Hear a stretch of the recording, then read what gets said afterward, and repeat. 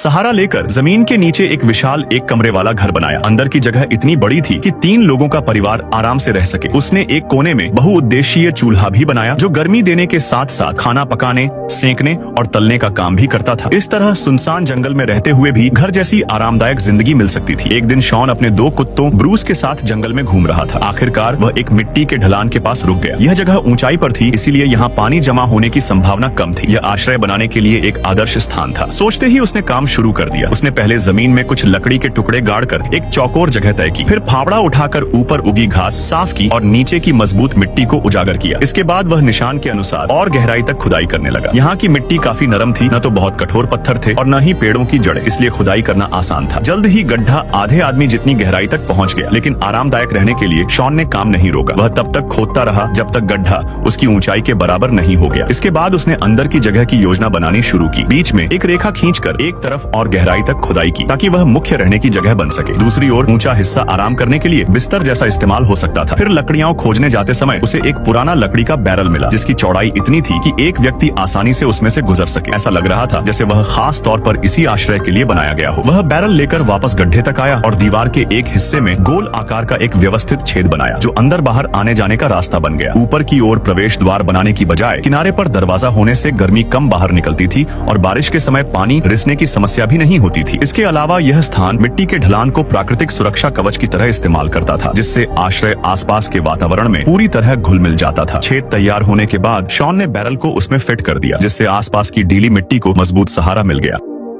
इसके बाद शॉन वापस गड्ढे में गया और फावड़ा चलाकर एक कोने में गर्मी देने के लिए चिमनी फायरप्लेस खोदने लगा। जंगल में दिन और रात के तापमान में काफी अंतर होता है, इसलिए यह ठंड से बचने और जीवित रहने के लिए बहुत जरूरी था। फिर वह जमीन पर चढ़ा और धुएं के निकास मार्ग तथा चूल्हे को पूरी तरह जोड़ दिया ताकि धुआं आसानी से बाहर निकल सके। चिमनी को ज्यादा मजबूत बनाने के लिए शॉन ने आसपास से कुछ मुलेठी जैसी जड़ें इकट्ठी की और कई बार आना जाना करके कुछ सख्त पत्थर भी लाकर एक तरफ जमा कर दिए। उसने पहले निकाली गई मिट्टी में पानी मिलाया, फिर उसमें मुलेठी मिलाकर बार बार घोल तैयार किया, जिससे सही गाढ़ापन वाला कीचड़ बन गया। चिमनी बनाने से पहले उसने एक शानदार उपाय अपनाया। उसने बीच में एक खांचा बनाया और पत्थरों से उसे बंद करके अंदर 2 हिस्से कर दिए। ऊपर वाला हिस्सा ओवन और नीचे वाला हिस्सा चूल्हा बन गया। इससे गर्मी भी मिलती और खाना पकाने की सुविधा भी हो गई। चिमनी बनाने के बाद बचे हुए पत्थरों को भी उसने बेकार नहीं जाने दिया। उसने ऊपर धुएं के निकास पर एक चिमनी नुमा संरचना बनाई, जिससे धुआं वापस कमरे में न आए। सब कुछ तैयार होने के बाद शॉन ने आग जलाई। इससे धुएं की निकासी की जांच भी हो गई और मिट्टी जल्दी सूखकर सख्त भी हो गई, जिससे पूरा ढांचा और मजबूत बन गया। इस दौरान उसने कुछ लकड़ी के टुकड़े काटकर बिस्तर पर करीने से बिछा दिए ताकि जमीन से आने वाली नमी को रोका जा सके। थोड़ा आराम करने के बाद वह फिर काम में जुट गया। छत बंद करने के लिए उसने कुछ मोटे तने चुने और मिट्टी के ढलान का फायदा उठाते हुए आगे नीचे और पीछे ऊपर की संरचना में लकड़ियां